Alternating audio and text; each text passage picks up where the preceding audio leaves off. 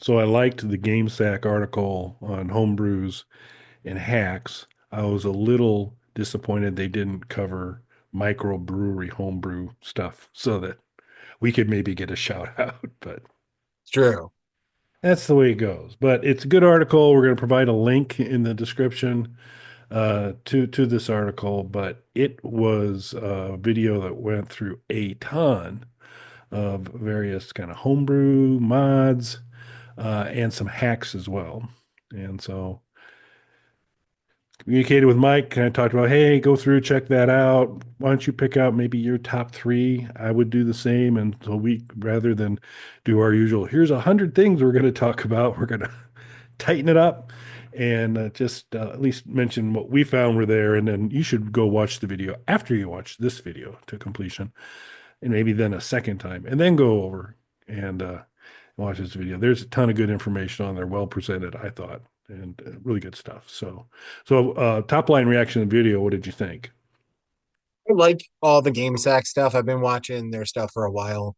We've referenced them for their PlayStation versus Saturn video on here before because they did a great job of breaking it down for laymen such as myself, exactly what the difference is between PlayStation and Saturn are, and why, even though Saturn on paper is technically more powerful than the PlayStation, a lot of times PlayStation won out over Saturn. And it really gets into why. So I do really enjoy their takes on things. And I've been looking a lot more at homebrew stuff than I am anything else when it comes to gaming recently. So a video like this was right up my alley. Hacks I've never been too much into, but I do think I need to get more into that.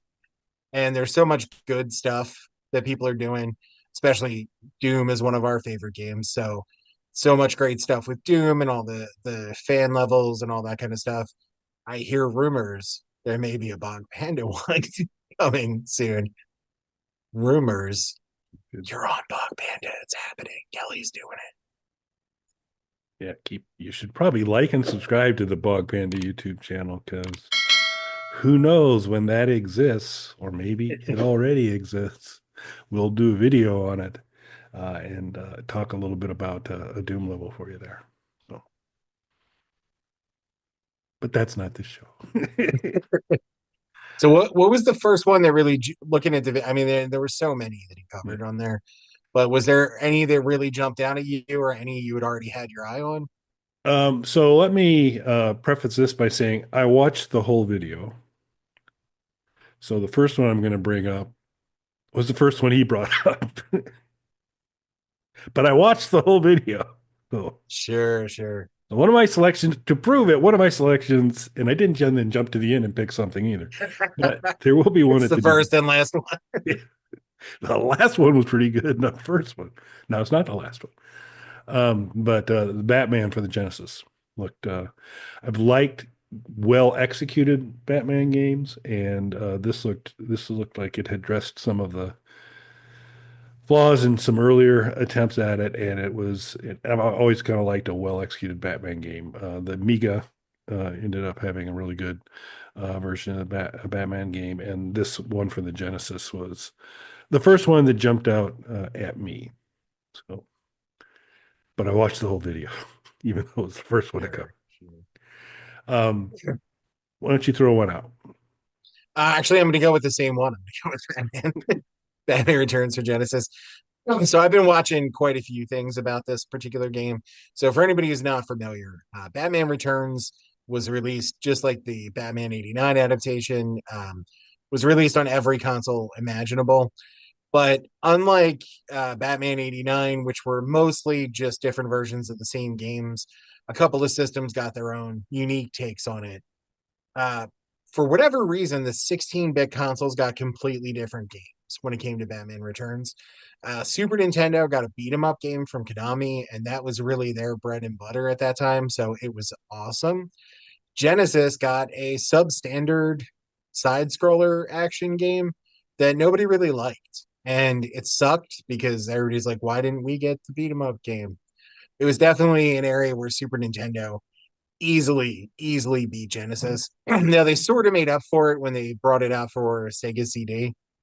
They realized so many people didn't like the Genesis game that they created a Batman driving game, and you could either play it as a standalone game or play it with the driving levels scattered throughout the Genesis version of the game on Sega CD. Nobody played it that way because the Genesis version of the game kind of sucked. However, the Super Nintendo game was great. There were some drawbacks though, because of Super Nintendo not having the horsepower the Genesis had. There's a limited number of characters on screen at one time, which is really the biggest drawback of the game.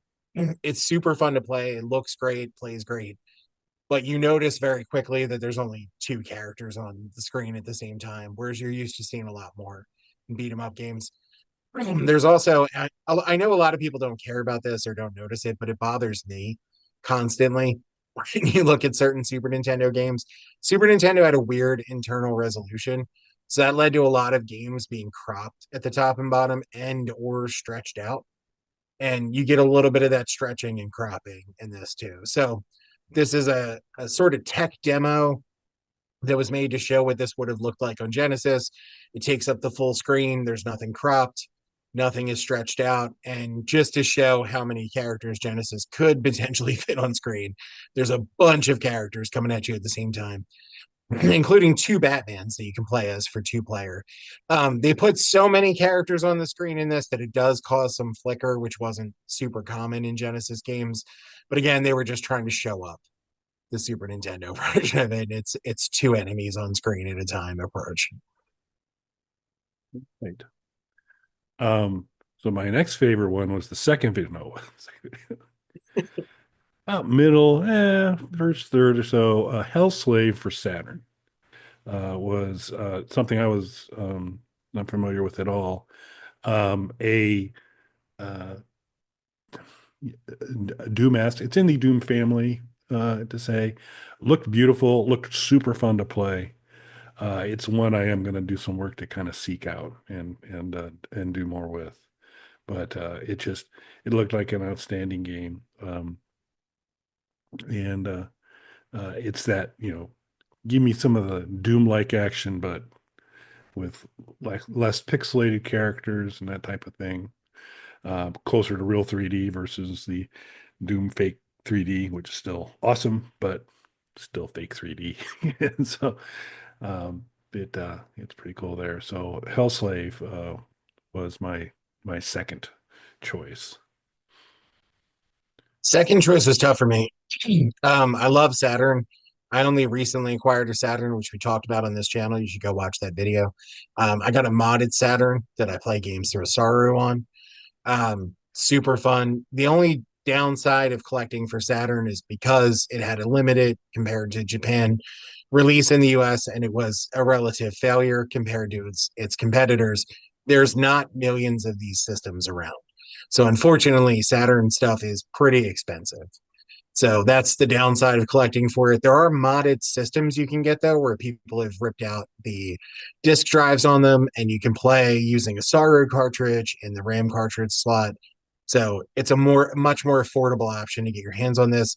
A lot of Saturn games don't emulate properly because of its weird architecture of 1,000 different processors in it. So that's one I definitely want to check out. When they're done right, the Saturn first person shooters are amazing. Power Slave for Saturn is excellent. And Power Slave, the engine for it was used to make official versions of Quake and Duke Nukem 3D for it. The Duke Nukem 3D version is probably the smoothest running and best looking Duke Nukem 3D, in my opinion, of all of them. It's missing some levels, but that's otherwise the gameplay is fantastic on it. So big fan of Saturn stuff, but my heart belongs to 32X, as everybody who watches this channel knows. um, so I'm gonna have to go with the Tomb Raider port for 32X. I feel like that's one of those titles that 32X should have gotten. There's really not a reason why I didn't get it. People really associate Tomb Raider with PlayStation, which makes sense.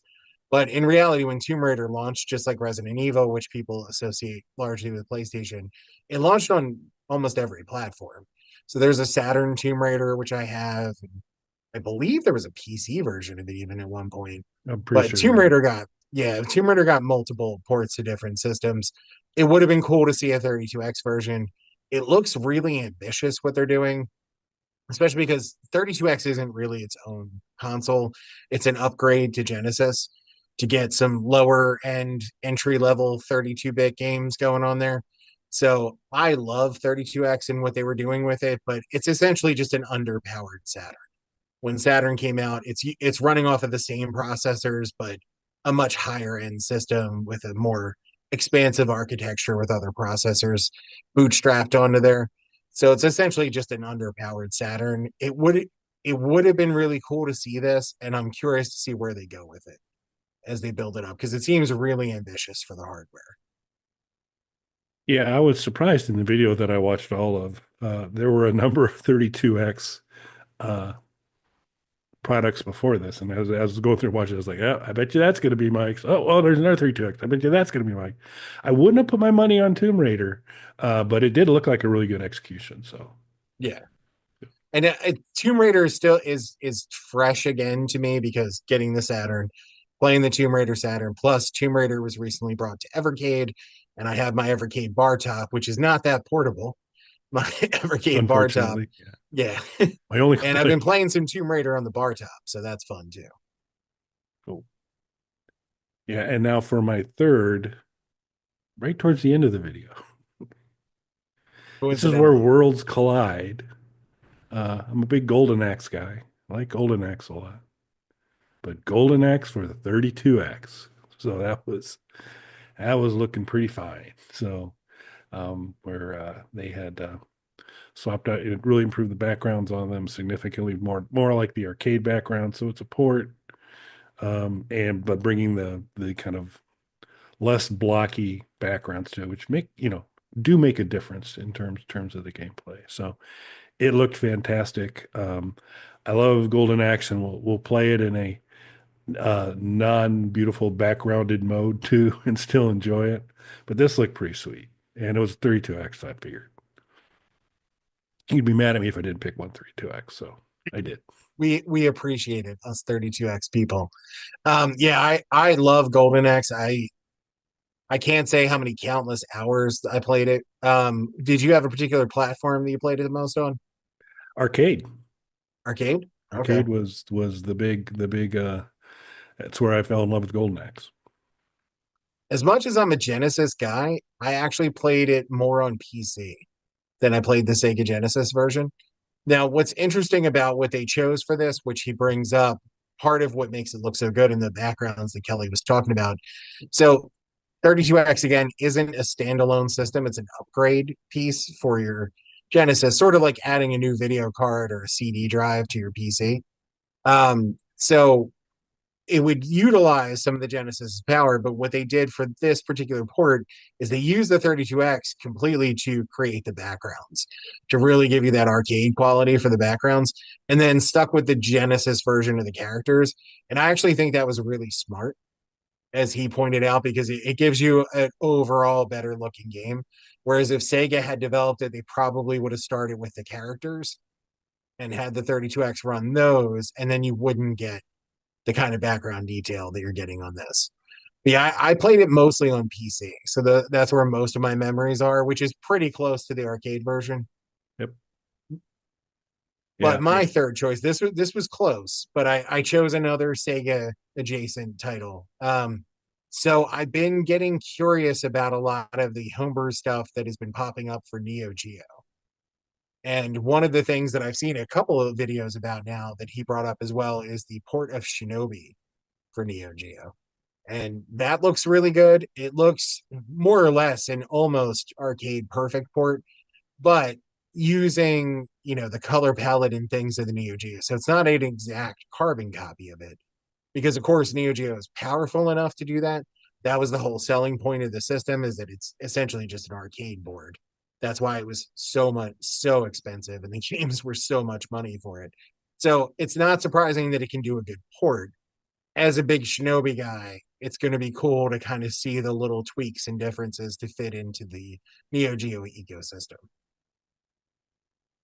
Yep, and the Stones were huge fans of it because if you remember Shattered, they always go, "Boom, Shinobi, Shatter." So it was pretty cool, and it wasn't the only Shinobi port in this video that I watched as No. well. So it's good to see. Yeah, I was impressed with that. I saw a couple Neo Geos come up too, and I was like, that could be another direct road that Mike might go down to talk about. But I said, I don't know, there's too much 32X here. He's gonna go for those. So cool. And of course, he brought up Doom 64 for Dreamcast. Somebody's porting that over, but we've already talked about that on this show. That's why I didn't use that as one of mine. Yeah, and I considered it for the list, but the problem's been solved. It was like, what would Doom 64 be like if you could actually see it to play it? And they do it well on the Dreamcast too. But somebody else has solved that too. So we can we can play Doom 64. It's a great version on Steam. You can go ahead and pull down and actually see the level. It's pretty sweet. So And it's only like $5 or something, yeah, right? It's pretty super cheap. affordable. Yeah. Cool.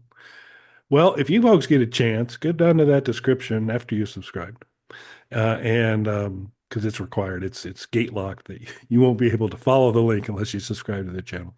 But maybe you could, and if you could, either way, click on that link and check the video out. It's a little lengthy, but it's good and covers a lot of waterfront. So if you're a Neo Geo fan, 32X, Saturn, lots of things. There's NES and SNES games in there as well. So there's just tons of good stuff in there. And so you ought to give that a look. And Anything hopefully else? in a future installment, they'll check out Slapdash. Yeah, it's mods to Slapdash. That would be good to maybe make it so the story's accurate. That'd be nice. Clean up that backstory to the facts. Historically accurate already. Thanks for watching, everyone. Thanks, everybody.